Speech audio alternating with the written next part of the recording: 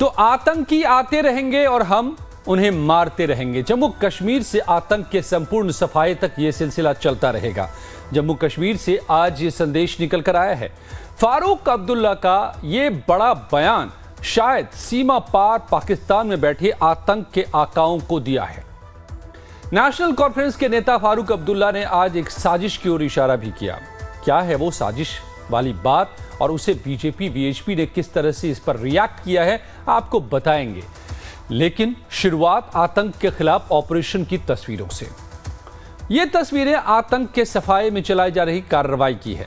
श्रीनगर के खान यार इलाके में आतंकवादियों से मुठभेड़ हुई। इसमें इमारत के ऊपर से धुएं का गुबार उठता आप देख सकते हैं। इस इमारत के भीतर आतंकी छिपे थे। आतंकवादियों की मौजूदगी की खबर मिलने के बाद सुरक्षा बलों ने सुबह सुबह खान यार में इमारत की घेरेबंदी कर दी। सूत्रों के मुताबिक इस जगह पर ही लश्कर-ए-तैयबा का टॉप कमांडर भी मौजूद था।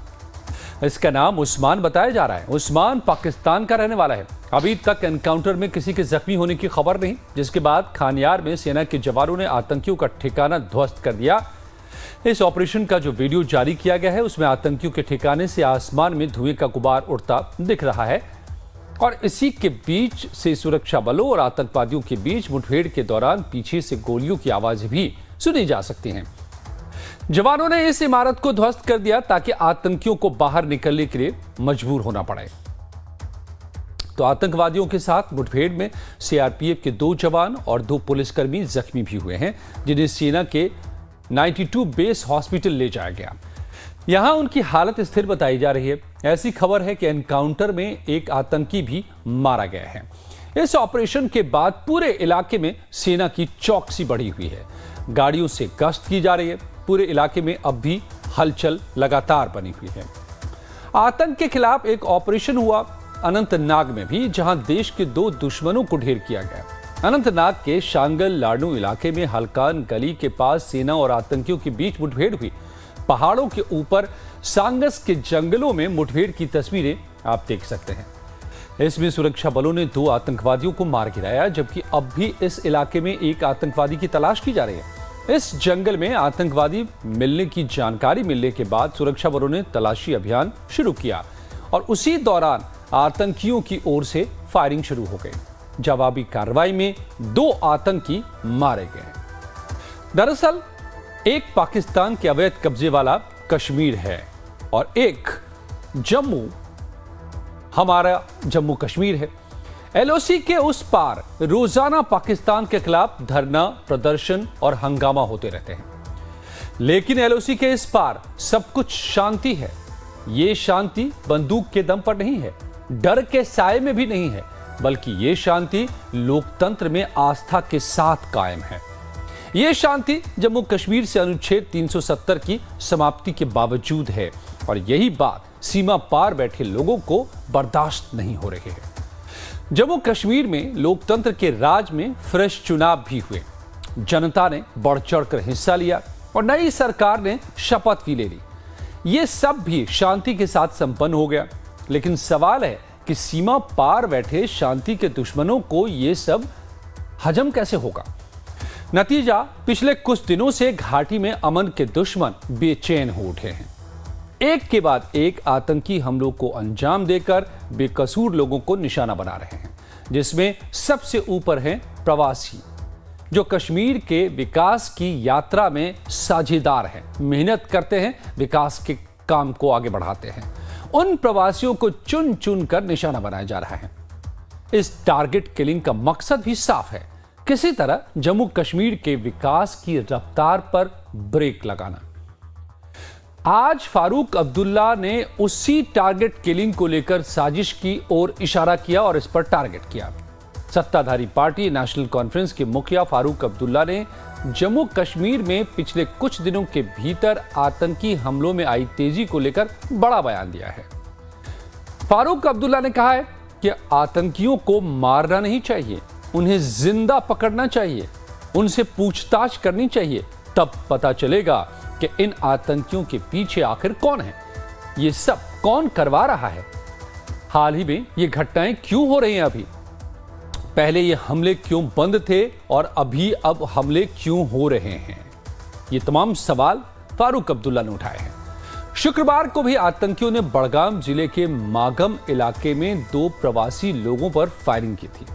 घटना के बाद सुरक्षा बलों ने हमलावरों को पकड़ने के लिए पूरे इलाके की घेराबंदी कर दी और अब भी सर्च ऑपरेशन जारी है। घायलों को तुरंत इलाज के लिए नजदीकी अस्पताल में ले जाया गया, जहां उनकी हालत स्थिर बताई जा रही है। तो बड़गाम में मजदूरों पर हुए आतंकी हमले का जिक्र करते हुए फारूक अब्दुल्ला ने कहा कि इसकी जांच होनी चाहिए कि कैसे यहां सरकार बनने के बाद ये सब हो रहा है। सवाल उठता है कि कहीं ये सब वो तो नहीं कर रहे जो जम्मू कश्मीर की नई सरकार को अस्थिर करना चाहते हैं। ये घाटी में संकट खड़ा करने की कोशिश है। क्या इन हमलों के पीछे कोई एजेंसी तो नहीं जो उमर अब्दुल्ला सरकार को अस्थिर करना चाहती है? फारूक अब्दुल्ला साजिशों को पंचायत चुनाव से भी जोड़कर देख रहे हैं। उन्होंने पूछा कि कहीं कोई एजेंसी तो नहीं है जो उमर अब्दुल्ला के पीछे पड़ी है, जो सरकार को डिस्टर्ब करने की कोशिश कर रही है, क्योंकि यहां पंचायत चुनाव भी होने वाले हैं। तो ये तो हुआ फारूक अब्दुल्ला का बयान, लेकिन उनके इस बयान से सवाल भी उठते हैं कि क्या फारूक अब्दुल्ला का निशाना पाकिस्तान पर है? क्या फारूक के सवालों में पाकिस्तान की एजेंसी है? चलिए आपको पहले सुनवाते हैं फारूक अब्दुल्ला का ये बयान। आजकल आप देखते हैं ये कुछ गोलियां चल रही, उनको जिंदा पकड़िए, पता लगेगा करने वाला कौन है।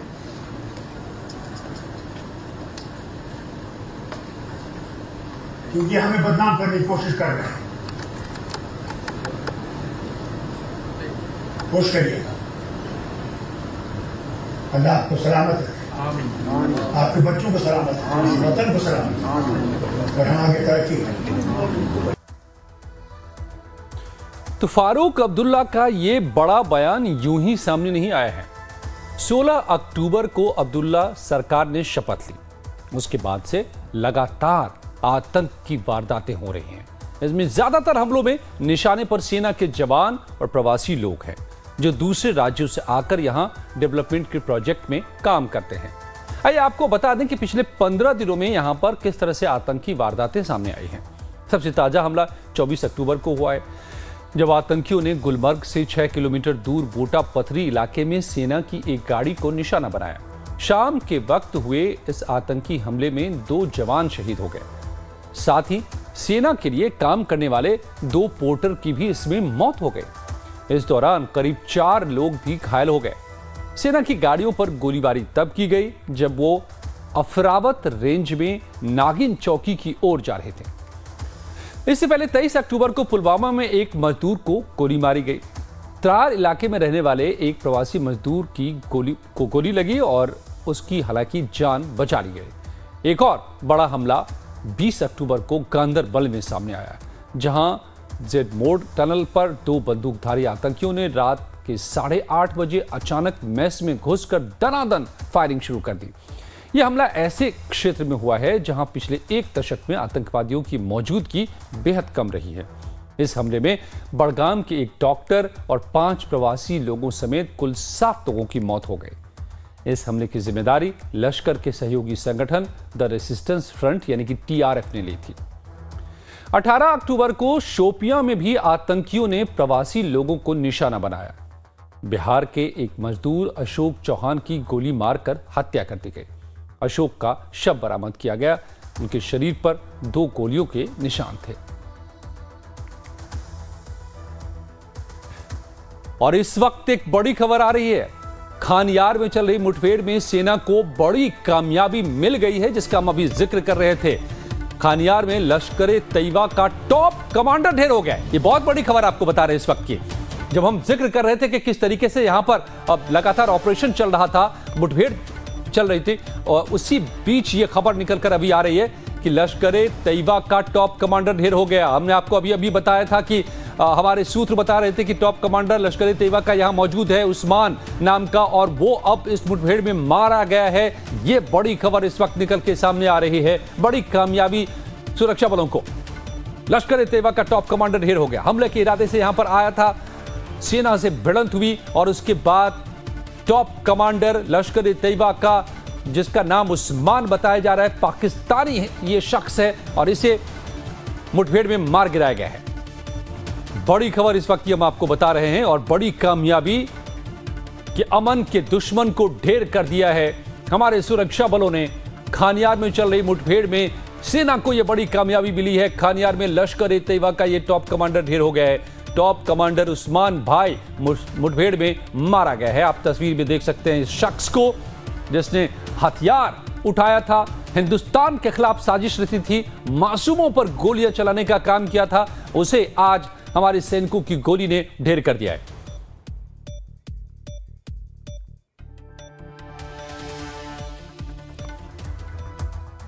तो इस पूरे मामले को लेकर के रविंद्र रैना ने क्या कहा है, इसे सुनिए बीजेपी के नेता ने। देखिए, सारी दुनिया जानती है कि जम्मू कश्मीर में जो आतंकवाद फैला है ये पाकिस्तान की देन है।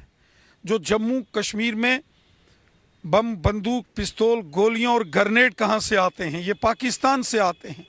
जम्मू कश्मीर में जो आतंकवादियों का खूनी खेल खेला जा रहा है ये आईएसआई और पाकिस्तान की सेना की मदद से हो रहा है। तो डॉक्टर फारूक अब्दुल्ला साहब को पाकिस्तान को कटघरे में खड़ा करना चाहिए। इसमें कोई जांच या कोई सबूत नहीं मांगने चाहिए। सारी दुनिया जानती है कि जम्मू कश्मीर के अंदर बेगुनाह लोगों का कत्ल जो हो रहा है इसके पीछे पाकिस्तान है, आतंकी संगठन है, आईएसआई है और आतंकवादियों के सरगना और पाकिस्तान की सेना है।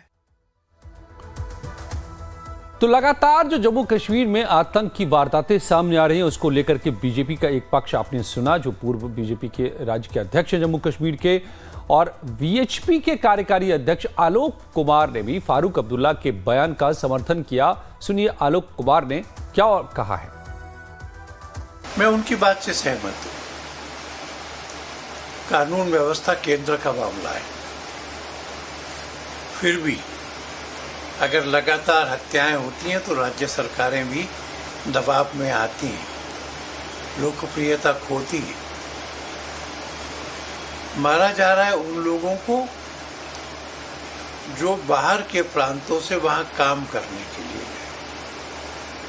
ये षड्यंत्र है। बाहर के सब लोगों को बाहर भेजने के लिए मजबूर करने का षड्यंत्र है। मैं आशा करूंगा कि सरकार इस षड्यंत्र से दृढ़ता से निपटेगी और आतंकवादियों के मंसूबों को असफल करेगी।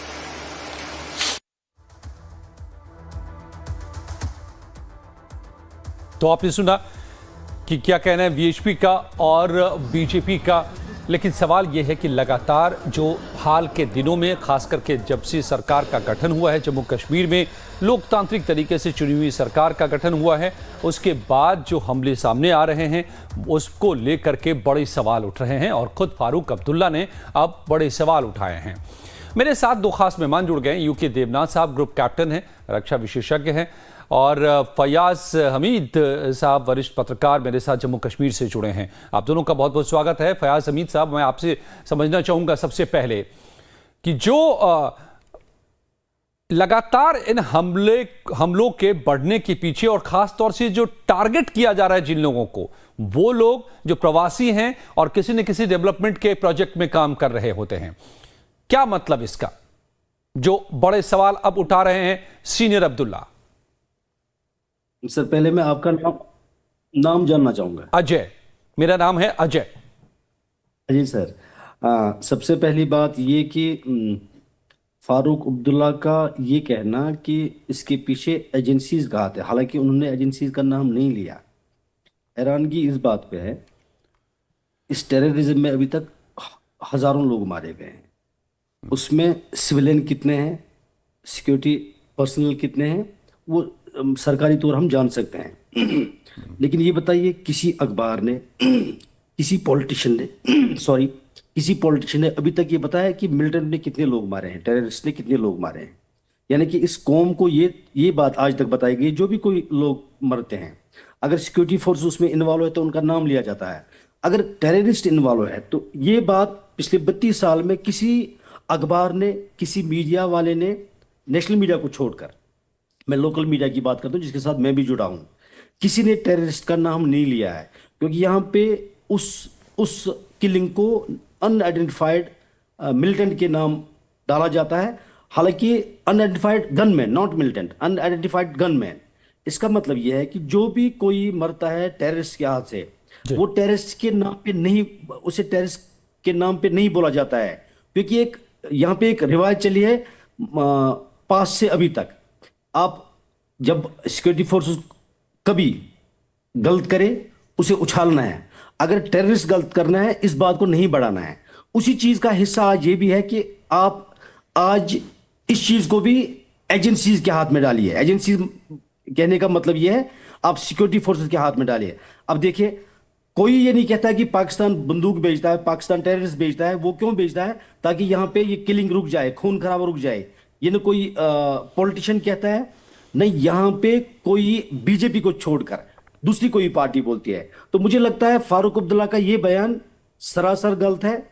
उन्हें इसके बरक्स, ये जैसे रविंद्र रैना जी ने कहा कि उन्हें बोलना चाहिए कि पाकिस्तान टेररिज्म फैला रहा है, उनको टेररिज्म रोकना है। इस बात के लिए वो तैयार नहीं है। ये मेरी राय है।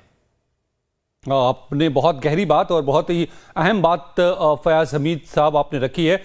यूके देवनाथ साहब जो कि ग्रुप कैप्टन रहे, रक्षा विशेषज्ञ के तौर पर मेरे साथ जुड़े हुए हैं। देवनाथ साहब, आपने सुना फयाज हमीद जो कह रहे हैं कि जब टेररिस्ट एक्ट होता है तो उसको डाउन प्ले किया जाता है और उसको नहीं आगे रखा जाता है, और उसी लाइन में ये बयान कम से कम फयाज हमीद के हवाले से मैं कहूं तो नजर आ रहा है कि जो सीनियर अब्दुल्ला कह रहे हैं कि एजेंसीज क्या ये करवा रही हैं, गवर्नमेंट को डिस्टेबलाइज करने के लिए क्या करवा रही हैं। क्या कहना चाह रहे हैं सीनियर अब्दुल्ला?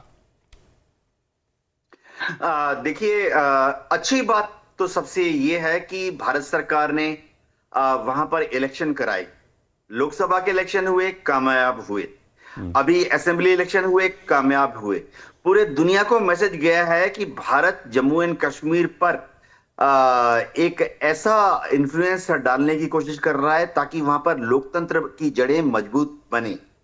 हाँ, ये भी समझना पड़ेगा कि अगर जम्मू एंड कश्मीर में लोकतंत्र की जड़ों को मजबूत करना है तो जाहिर बात है कि वहां के लोगों को ही एक मौका देना पड़ेगा कि वो खुद ही अपना नेता चुने, और उनका जो नेता है वो खुद ही अपने वहां के लोगों का लीडर बनकर जम्मू एंड कश्मीर को प्रगति के पथ पर आगे बढ़ाए। अब क्योंकि मैं डिफेंस में था, कुछ हद तक इंटेलिजेंस में भी इन्वॉल्व था, ये समझना पड़ेगा कि दुनिया भर में, सिर्फ भारत में ही नहीं, सिर्फ जेएंडके में नहीं, दुनिया भर में जब भी लोकल लोगों को डेमोक्रेटिक प्रोसेस के तहत उनका नेता चुनने का मौका दिया जाता है तो लोकल जो लोग हैं उनको, लोकल जो नेता है, चाहे महबूबा हो या अभी उमर हो, उनको थोड़ा सा लोकल लैंग्वेज की भाषा में बात करनी पड़ती है। ये समझना पड़ेगा। दिल्ली में हम लोग बैठे हैं, हमें कई बार लगेगा कि उमर साहब क्यों नहीं वहां के जो लोकल टेररिस्ट हैं उनकी बुराई कर रहे। देखिए, हिंदुस्तान ने नक्सलवाद दिखा है, हमने पंजाब में खालिस्तान टेररिस्ट मूवमेंट दिखा है, नॉर्थ ईस्ट में हम लोग इंसर्जी देख रहे हैं। जब भी भारत सरकार, जब भी गृह मंत्रालय, अभी अमित शाह जी हैं, बहुत ही पहुंचे हुए गृह मंत्री हैं, जब भी हमें नक्सल लीडर्स से बात करना हो या नॉर्थ ईस्ट में टेररिस्ट लीडर से बात करनी होती है, उनको थोड़ा सा मैन्यूवरिंग स्पेस देना पड़ता है कि ये जाहिर बात है कि वो अपने लोकल जो पॉलिटिकल कंडीशंस हैं उसके तहत वो बात करेंगे। तो इसमें बहुत अहम बात कह रहे हैं देवनाथ साहब। मैं इसी बात के साथ फयाज हमीद के पास जाता हूं। हमीद साहब, जो बात देवनाथ साहब कह रहे हैं कि आपको लोकल लोगों को कॉन्फिडेंस में लेना है, उनको कनेक्ट उनके साथ बनाना है लीडरशिप को, तो उसके लिए उनकी लैंग्वेज में भी और उनकी बातें भी करनी होगी, और इस बात को तस्दीक करती है। क्या आप इससे सहमत है कि नहीं? एक बात और मैं रखूंगा कि हाल ही में, मेरे ख्याल से हफ्ते भर पहले की बात होगी, जब फारूक अब्दुल्ला साहब ने एक स्टेटमेंट दिया था, इससे पहले जो गांदरबल के हमले के बाद, सीधे सीधे पाकिस्तान का नाम लेते हुए कि आप ये बंद कीजिए, आप देख लीजिए सारे इस्लामिक मुल्कों में क्या हुआ है। मैं कोट कर रहा हूं उनकी बातों को इस्लामिक मुल्कों में क्या क्या हो रहा है, और यहां पर आपकी अब नहीं चलने वाली है। ये जो आतंकी कार्रवाई कर रहे हैं उसको अब आपको बंद करना चाहिए और खत्म करना चाहिए इसे। अब इतिहास की चीजों को भूलना चाहिए। काफी सख्त लहजे में संदेश दिया था, और आज उसके उलट वो एजेंसीज का नाम ले रहे हैं। तो क्या जो देवनाथ साहब कह रहे हैं इसमें इसका जवाब छिपा हुआ है? फारूक साहब का 2 दिन पहले एक बयान देना, 2 दिन बाद आज दूसरा बयान देना, इसका एक मकसद मैं आपको बताऊं कि यहाँ पे जो पॉलिटिक्स चलती है, जिस खित्ते में हम रहते हैं, यहाँ पे आप कब्रिस्तानों के नाम पे सियासत चलती है यहाँ पे कश्मीर में। जैसे ही पाकिस्तान का नाम फारूक अब्दुल्ला ने लिया, उसे लगा कि शायद ये बयान मेरा ठीक नहीं था।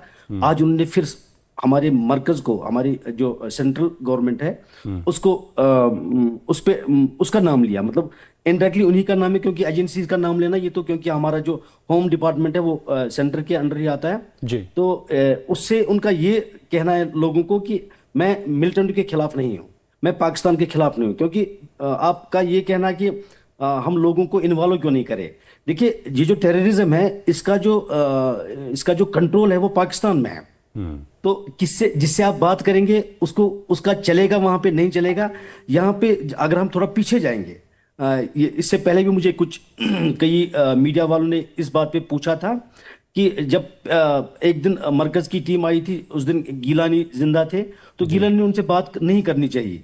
उसका रीजन ये था कि पाकिस्तान ने बोला कि इनसे बात नहीं करनी है। तो यहाँ पे जो भी लोग हैं वो तब तक बात नहीं करना चाहते जब तक कि पाकिस्तान से सिग्नल ना आए। अब वो जो रुकावट हुई थी 2019 के बाद, जब एब्रोगेशन हुआ, उसके बाद एक कंट्रोल हुआ था यहाँ पे, जो पाकिस्तानी एजेंडा यहाँ पे चला रहे थे उन पे काफी कंट्रोल था। अब मुझे लग रहा है, दूसरी बात मुझे एक बात याद आ गई कि जो उग्रवादी है या पाकिस्तान का ISI, उनको ये लग रहा था कि हमारा यहाँ पे जो हमदर्द है वो काफी दबाव में है। वो चाहते थे कि यहाँ पे एक सरकार आए ताकि हमें कुछ कहीं से कुछ राहत नसीब हो। अब जैसे ही सरकार आई, उन्होंने अपनी एक्टिविटीज बढ़ा दी है। मुझे लगता है कि यहाँ के किसी शख्स से बात करना कि हम हालात ठीक करें, मुझे लगता है उनका कंट्रोल बंदूक पर नहीं है, लेकिन बंदूक का सहारा लेकर, बंदूक के खिलाफ न बोलकर वो ये चाहते हैं कि हम लोगों के साथ ठीक रहे। यहाँ पे दिल्ली के खिलाफ बोलना, सियासतदानों को लगता है कि हमारी कुर्सी जो है वो महफूज है।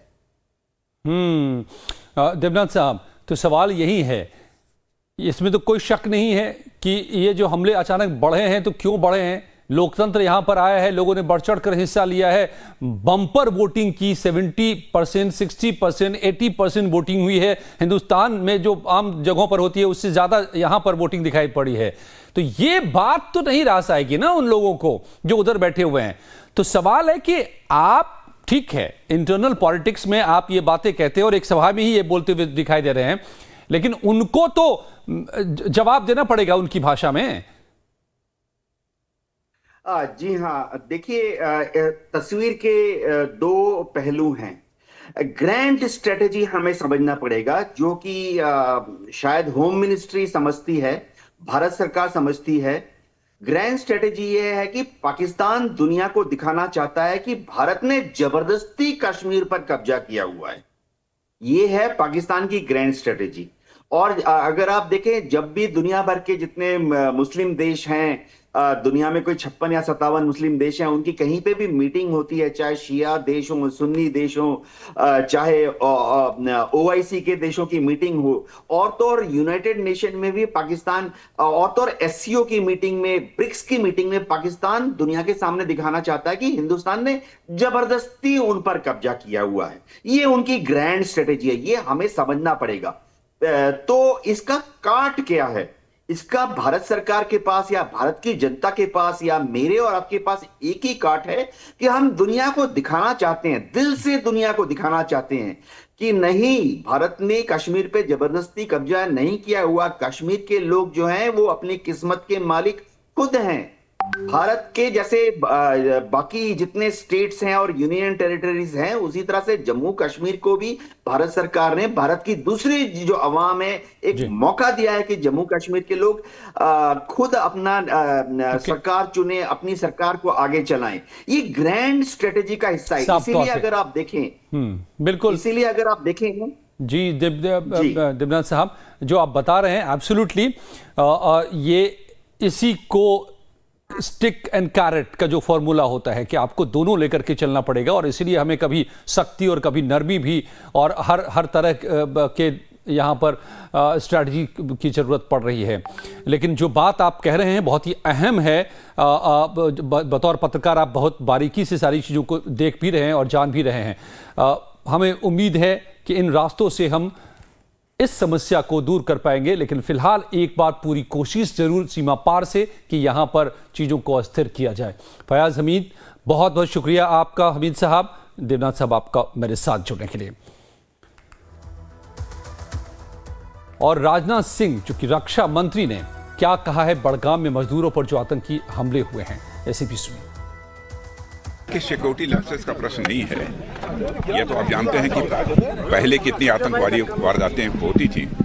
अब तो बहुत ये कहा जाए कि अब पहले के कंपैरिजन में बहुत ही नगण्य हुई हैं, और हमारी सिक्योरिटी फोर्सेस पूरी तरह से सजग हैं, और ऐसी परिस्थितियां वहां पर पैदा होंगी कि फिर आतंकवादी वारदातें पूरी तरह से वहां से समाप्त होंगी, और जम्मू कश्मीर का तेजी से डेवलपमेंट भी होगा। तो सेंट्रल लीडरशिप की सख्ती, सेना की सख्ती, लेकिन लोकल लीडरशिप की नरमी और सख्ती दोनों, क्या यही वो रणनीति है जिसकी बात कर रहे थे देवनाथ साहब, जिसके रास्ते जवाब दिया जा रहा है? ये बहुत ही संवेदनशील और जटिल मसला है, तो इसका उपाय भी वैसा ही जटिल होगा।